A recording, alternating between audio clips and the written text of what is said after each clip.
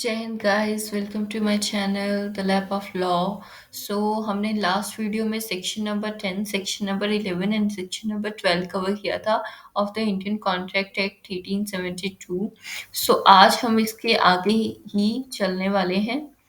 तो आज हम पढ़ेंगे कंसेंट के बारे में। कंसेंट जो है, जो एग्रीमेंट होते हैं उसे कॉन्ट्रैक्ट में चेंज करने के लिए एक इम्पॉर्टेंट एलिमेंट जो है वो कंसेंट है। तो कंसेंट बताया गया, कंसेंट क्या होता है। कंसेंट डिफाइंड कौन से सेक्शन में, सेक्शन नंबर 13 में कंसेंट को डिफाइन किया गया है। टू और मोर persons are said to be consent when they agree upon the same thing in the same sense। So highlight किए हुए वर्ड्स हैं टू और मोर persons, दो या दो से ज्यादा लोग जब सेम चीज पे सेम सेंस में एग्री करते हैं तो उसे क्या बोलते हैं, कंसेंट बोलते हैं। ये हो गया हमारा सेक्शन नंबर 13 कवर कंसेंट। अब हम जाएंगे section number 14, free consent. Consent हो सिर्फ ये जरूरी नहीं है, एक कॉन्ट्रैक्ट में एंटर करने के लिए फ्री कंसेंट होना जरूरी है। Consent is said to be free when it is not caused by, ये नेगेटिव डेफिनेशन है, नॉट कॉज्ड है, ठीक है, not caused by coercion, undue influence, fraud, misrepresentation and mistake. ये हमारे जो फर्स्ट इनिशियल्स को लेके एक वर्ड बन रहा है, CUFMM। तो ये क्या है, हमारा ट्रिक है, ठीक है। तो सेक्शन नंबर 15 में हमारा coercion डिफाइंड है, सेक्शन नंबर 16 में undue influence, 17 में फ्रॉड, 18 में मिसरिप्रेजेंटेशन एंड 19 छोड़कर, ये ध्यान दीजिए 19 यहाँ नहीं है, 20, 21, 22 में हमें मिस्टेक डिफाइन है, ठीक है। तो हम इसी ऑर्डर में इन वीडियोस में ये कवर करेंगे। 19 जो है हम सेक्शन बाद में कवर करेंगे, ओके। सो अब हम इसी ऑर्डर में चलते हैं सेक्शन नंबर 15 कवर करने, जो है कोर्सन। कोर्सन क्या है, कोर्सन इज कमिटिंग और threatening to commit any act forbidden by the IPC. IPC क्या है, Indian penal code. Or the unlawful detaining or threatening to detain any property to the prejudice of any person, wherever with the intention of causing any person to enter into a contract। coercion क्या होता है, जोर जबरदस्ती करना, हमारी आमचल की भाषा में हो गया जोर जबरदस्ती करना। कमिटिंग कुछ करने करने का, या फिर कुछ धमकी देना कि मैं ये ऐसा कर दूंगा, मार दूंगा तुम्हें। एनी एक्ट, कोई ऐसा काम, लाइक मर्डर करने की धमकी दे रहा है जो फॉरबिडन बाय आईपीसी है। आईपीसी क्या होता है, जिसमें कोई क्राइम है तो उसकी पनिशमेंट भी दी होती है, कोई एक्ट है उसकी पनिशमेंट भी है, दैट इज आईपीसी। उसकी अगर कोई काम है जो आईपीसी मना करती है और वो कोई करता है तो उसे क्या बोलते हैं, कोअर्शन कहते हैं। अनलॉफुल डिटेनिंग, जिससे कोई कब्जा करके बैठ जाता है, आपका घर है लेकिन आपको कोई बाहुबली व्यक्ति है तो वो आपके घर पे कब्जा करके बैठ रहा है, तो वो अनलॉफुल डिटेनिंग हो गया। थ्रेटनिंग टू डिटेन, ये कोई ये कहे कि मैं आप कब्जा कर लूंगा अगर आप यहाँ साइन नहीं करते हो, that is threatening to detain any property to the prejudice of any person. आपकी किसी भी पर्सन की प्रॉपर्टी को ऐसे डिटेन करने का अगर धमकी कोई देता है तो वो क्या आता है, कोercion में आता है, जोर जबरदस्ती में आता है। तो अगर हमें आप खुद बताइए, अगर कोई जोर जबरदस्ती करके हमसे हाँ मर लेता है तो वो क्या है, फ्री कंसेंट। हमारी मर्जी तो नहीं है, कंसेंट का मतलब क्या होता है, मर्जी। और वो मर्जी, हाँ हम कहे तो हाँ देंगे, लेकिन वो फ्रीली नहीं कहेंगे, हमें कहीं ना कहीं डर होगा। तो वो डर से जब हम फ्री हो जाते हैं और हाँ बोलते हैं, उसे क्या बोलते हैं, फ्री कंसेंट बोलते हैं। अब जहाँ हमारे पास हमारे साथ जोर जबरदस्ती हो जाए, कोercion हो रहा है, तो वो कंसेंट तो फ्री रही नहीं। तो ये क्या है कि फ्री कंसेंट कब नहीं होती, जब जोर जबरदस्ती होता है। नेक्स्ट हम पढ़ेंगे सेक्शन नंबर 16 में, अब ज्यादा डिफाइन कर पाएंगे, रिलेट कर पाएंगे। अनड्यू इन्फ्लुएंस डिफाइन किया गया है इसमें। अनड्यू इन्फ्लुएंस क्या होता है कि हम किसी से प्रभावित होते हैं, इन्फ्लुएंस होता है किसी का हमें। A contract is said to be induced by undue influence where the relations subsiding between the parties are such that one of the parties is in a position to dominate the will of other and uses that position to obtain an unfair advantage over the other। For example mummy papa हैं, अब वो जो बोलेंगे बच्चे को मानना पड़ेगा। तो यहाँ पर मम्मी पापा क्या है, डोमिनेट कर रहे हैं किसकी विल को, किसकी मर्जी को, अपने बच्चे की। तो ये क्या है, अनड्यू इन्फ्लुएंस है। और कई बार क्या होता है, जो माँ बाप है, not always, it's example just, कि वो बच्चे से कुछ अनफेयर काम करवाते हैं, दैट इज अनफेयर एडवांटेज। तो ये क्या है, अनड्यू इन्फ्लुएंस है। ओके, सो इसमें क्या है, इंपॉर्टेंट होता है रियल और अपारेंट अथॉरिटी।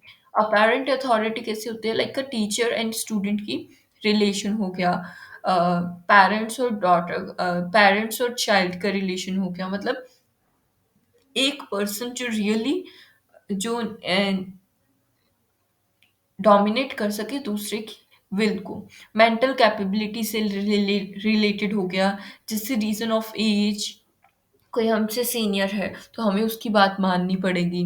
कोई मास्टर है, मास्टर सर्वेंट का रिलेशन हो गया। इलनेस है कोई हमें, या फिर मेंटल और बॉडीली डिस्ट्रेस है, उसके कारण से हमने हाँ बोलती थी, अनकॉन्शियसली हाँ कर दिया था। लाइक नींद में किसी ने हमारे अंगूठे फिंगरप्रिंट ले लिया, और ये अनकॉन्शियसली हमने अपनी कंसेंट दे दी। बट ये सब क्या है, अनड्यू इन्फ्लुएंस में आता है। Nothing in this subsection shall affect the provisions of Section 111 of the Indian Evidence Act 1872। इसमें क्या बताया गया है कि सेक्शन जो 111 है किसका, इंडियन कॉन्ट्रैक्ट एक्ट का, वो कोई भी प्रोविजंस उसके इफेक्ट नहीं करेंगे इस सबसेक्शन को।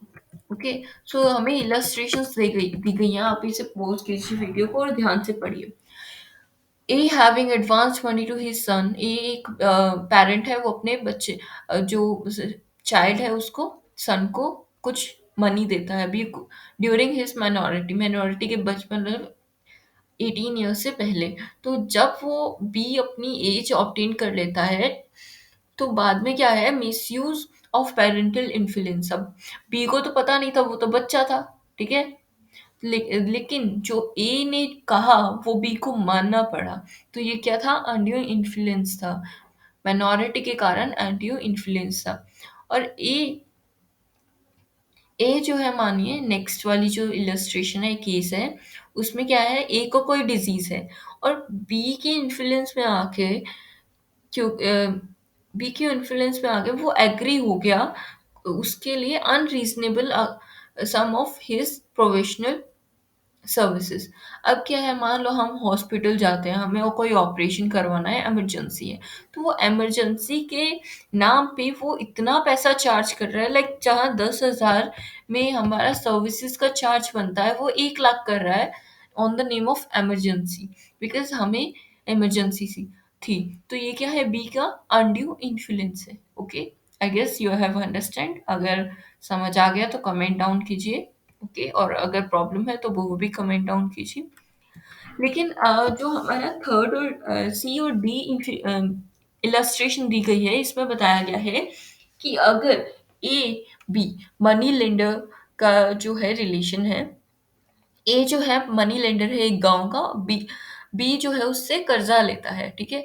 तो वो क्या है कि a fresh loan on the terms which appears to be unconscionable, it lies to on B to prove that the contract was not induced by undue influence। अब इसमें क्या बताया जाता है कि बी जो है वो पैसा देता है ए को, ठीक है। लेकिन ये जो है, ये प्रूफ करना पड़ेगा, अगर ए केस करता है कोई कि मैंने तो इससे कोई लोन लिया ही नहीं, ठीक है, तो मैं तो अनकॉन्शियस था, तब मुझे कुछ होश ही नहीं थी। तब बी का ये प्रूफ करना पड़ेगा, बी पे ये बर्डन आएगी कि वो ये बताए कि ये जो कॉन्ट्रैक्ट था वो अनड्यू इन्फ्लुएंस से प्रभावित नहीं था। So this was the thing. आगे पढ़ेंगे हम फ्रॉड। फ्रॉड को डिफाइन किया गया है। फ्रॉड क्या होता है, धोखेबाजी करना। Section number 17, fraud means and includes any of the following acts committing by a party to a contract with intent to deceive other party। Intent to deceive का मतलब धोखेबाजी की नियत, धोखेबाज इंसान, मतलब उसकी नियत में खोट है, ठीक है? और वो धोखा देना चाहता है दूसरी पार्टी को। कोई सजेशन है या फैक्ट, इसमें 5 तरह से वो बताया गया है, डिफाइन किया गया है कैसे-कैसे धोखा दिया जाता है। Suggestion as a fact that is not true, ऐसा कोई फैक्ट, ऐसा सजेशन दे रहा है जो सही है ही नहीं, और no by one doesn't believe it to be true, और जिसने ये बात कही है, जो फैक्ट बताया है, वो भी जानता है कि ये सही नहीं है, सत्य नहीं है, तब भी वो कहता है कि हाँ, हाँ, ये तो है। ठीक है? Active concealment of a fact by one having a knowledge of belief of fact. हाँ, कोई मतलब लाइक किसी ने पूछा कि आप आपका हाउस मजबूत तो है ना? तो हाँ, वो कह देते हैं हाँ है। ठीक है? विदाउट मतलब उसे खुद को भी नहीं पता होता है, या फिर उसको पता है कि हाँ, इसकी नींव जो है कमजोर है, लेकिन फिर भी वो एक्टिव कंसीलमेंट कर लेता है फैक्ट की। A promise made without any intention of performing it, ऐसा कोई वादा कर दिया जाता है जिसको उसे परफॉर्म करने की, जिसे पूरा करने की कोई नियत ही ना हो। ठीक है? तो वो भी आता है, फ्रॉड में आता है। Any act fitted to deceive, कोई धोखा देने वाला कोई ऐसा एक्ट और omission as the law specially declare to be fraudulent. अगर लॉ हमारा कहता है कि ये जो किया है, ये जो भी काम किया है वो फ्रॉडुलेंट है, मतलब फ्रॉड है, ये चीज को फ्रॉड कहते हैं, तो वो अगर डिफाइन करती है लॉ से, तो वो भी एक्ट हमारा फ्रॉड में इंक्लूड होगा। एक एक्सप्लेनेशन दिया गया है, mere silence as to the facts likely to affect the willingness of a person to enter into contract is not fraud unless the circumstances of the fraud are such that regard being that had to them, it is the duty of a person keeping silence to speak, or unless his silence in itself equivalent to sleep। इसमें ये बताया गया है कि अगर duty हो, सामने वाले पर्सन की ड्यूटी हो कि वो बोले, तब वो क्या है, तब उसे बोलना पड़ेगा। नहीं तो जो उसका साइलेंस है, उसे भी इक्विवेलेंट टू टू स्पीच मान लिया जाएगा। मान लो आपसे कुछ येस और नो में क्वेश्चन पूछा जाता है कि आप स्कूल गए थे या नहीं गए थे, तो आप चुप रह जाते हैं उस पे, तो इसका मतलब आप नहीं गए थे। तो ये भी सब क्या बताया गया है, इक्विवेलेंट टू स्पीच, उसका साइलेंस भी स्पीच के बराबर मान लिया जाता है। जब तक वो बताता नहीं, या फिर उसकी ड्यूटी है, अगर वो गया था तो उसे बताना चाहिए ना। So this is the duty to speak. अगर उसकी ड्यूटी है, फिर भी नहीं बोल रहा है, वो क्या है, साइलेंस होगा। क्या होगा, फ्रॉड में आएगा। लेकिन सिर्फ साइलेंस फ्रॉड नहीं होगा। ओके।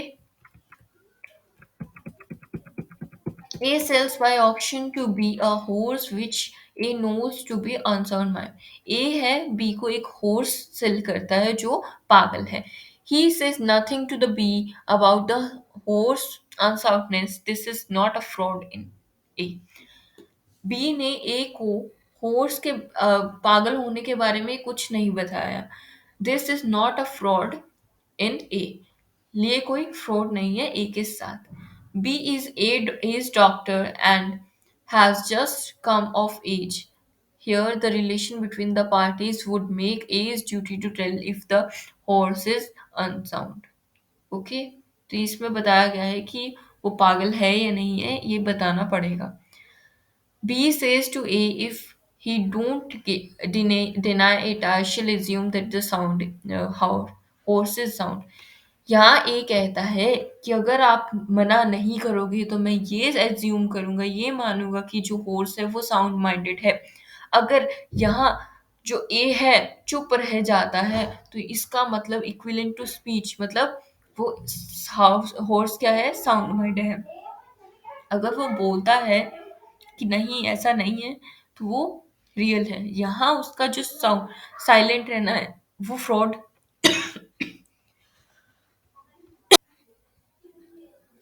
होगा। ओके। सो अब हम पढ़ेंगे मिस रिप्रेजेंटेशन। मिस रिप्रेजेंटेशन भी फ्री कंसेंट ना हो, इसका होगा, एलिमेंट है। मिस रिप्रेजेंटेशन क्या होता है कि अगर हम कोई पॉजिटिव असर्शन देते हैं, कोई ऐसा स्टेटमेंट कह दें जो नहीं सही नहीं है, बट वो क्या है, बिलीव करता था कि वो सही है। फॉर एग्जाम्पल एक हॉर्स है जो जो इसका ऑनर है वो सोच समझता है, ये बिलीव करता है कि वो 1500 किलोमीटर एक बारी में भाग लेता है, लेकिन उसे वो खुद को नहीं पता था। वो बिलीव करता था कि हाँ भाग लेता होगा, ठीक है, लेकिन रियलिटी में वो सिर्फ 1000 किलोमीटर ही भाग पाता था एक रन में। तो ये क्या है, पॉजिटिव असर्शन है जो सही नहीं है, लेकिन ऐसा माना जाता था ऑनर के द्वारा कि वो सही है। तो वो क्या होगा, मिस रिप्रेजेंटेशन होगा। Without an intention to deceive, कोई धोखेबाजी की नियत नहीं होती इसमें, मिस रिप्रेजेंटेशन होता है। मिस रिप्रेजेंटेशन का मतलब क्या हुआ, गलत दिखाना, गलत दिखाना। कोई मतलब कोई इच्छा नहीं थी गलत दिखाने का, लेकिन फिर भी दिखाया गया। Committing and cleaving under him is misleading other person to his prejudice. उसका जो डिसीजन था वो बदल सकता था अगर उसे सही रिप्रेजेंट किया जाता तो। इनोसेंटली अगर कोई स्टेटमेंट है इनोसेंटली या गलती से कोई फैक्ट गल हो गया, तो वो क्या है, मिस रिप्रेजेंटेशन का केस उसमें बनेगा। नेक्स्ट हम 19 जो सेक्शन है वो स्किप करेंगे, 20 सेक्शन पे आएंगे ताकि हमारी कंटिन्यूटी बनी रहे। अब ये 20, 21 एंड 22 जो सेक्शन है वो डील करते हैं मिस्टेक से, ठीक है। तो मिस्टेक दो टाइप की होती है, मिस्टेक ऑफ फैक्ट और मिस्टेक ऑफ लॉ, ठीक है। अब हम पढ़ेंगे section number 20, agreement void where two parties are under mistake as a matter of fact। Agreement void हो जाते हैं जब दो पार्टीज मिस्टेक के प्रभाव में हों। किसके मैटर में, फैक्ट के बारे में, कुछ बताना था कुछ और बता दिया कुछ, ठीक है। अगर ऐसा कुछ होता है तो वो क्या है, एग्रीमेंट क्या हो जाता है, वॉइड हो जाता है। Void means zero in the eyes of law.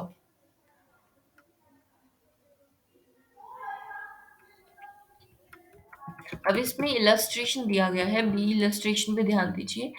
A agrees to buy from B a certain house. A ने चाहता था कि मैं बी से एक हॉर्स खरीदूं, लेकिन उस टाइम पे जो हॉर्स था वो डेड डेड था, ठीक है। At the time of bargain neither the party was aware of the fact the agreement is void. लेकिन ये ऑनर या बेचने वाले को भी नहीं पता था कि वो डेड है, ठीक है। There was mistake of the fact, तो ये क्या है, एग्रीमेंट वॉइड हो जाएगा। नेक्स्ट सेक्शन पे आते हैं। सेक्शन नंबर 21 हमें कहता है facts of mistake as to law. Effects of mistake, गलतियां का क्या इफेक्ट होगा।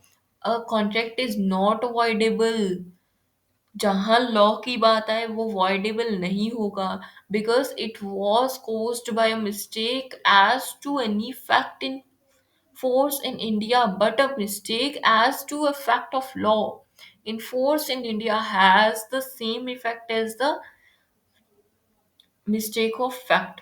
इस जो एग्जाम्पल है उससे ज्यादा समझ आएगा। A and B make a contract grounded on the erroneous belief that a particular depth is barred by the Indian law of limitation, the contract is not voidable। अगर ए और बी ये समझते हैं कि एक पर्टिकुलर डेप्थ में deal करना ban है, बार्ड है इंडियन लॉ ऑफ लिमिटेशन के द्वारा, तो ये कॉन्ट्रैक्ट क्या है, नॉट वॉइडेबल है, इसकी मान्यता रद्द नहीं की जाएगी, दैट इज वॉइडेबल, ठीक है। अब हम लास्ट सेक्शन इस वीडियो में कवर करने वाले हैं, इस वीडियो का नेक्स्ट सेक्शन से नेक्स्ट वीडियो में कवर करेंगे। Section number 22, contract caused by mistake of one party as to matter of fact। a contract is not voidable, उसे उसकी मान्यता रद्द नहीं की जाएगी, mostly because it was caused by one of the parties to it being under a mistake as to a matter of fact। कि एक fact जो था वो गलत बता दिया गया, सिर्फ इस बलबूते पे हम उस कॉन्ट्रैक्ट को वॉइडेबल नहीं कर सकते, दैट इज सेक्शन नंबर 22 में हमें बताया गया है। So that's was it in this in this video, okay. So आज हमने सेक्शन नंबर 13 से कवर किया, फटाफट रिवीजन करते हैं। Section number 13, consent 14 free consent, कोercion पढ़ा 15 में, 16 में अनड्यू इन्फ्लुएंस, 17 में आप बताइए क्या आएगा? 17 में फ्रॉड डिफाइन है, 18 में मिस रिप्रेजेंटेशन, 19 अभी हमने स्किप किया है, नेक्स्ट वीडियोस में कवर करेंगे, 20 में मिस्टेक के बारे में, 21 में भी मिस्टेक के बारे में, 22 में भी मिस्टेक के बारे में। ये याद रखने वाली चीज है, 20, 21, 22 मिस्टेक को कवर करता है। So I hope you are get your concept clear. Thank you. Happy learning. Okay, Jai Hind.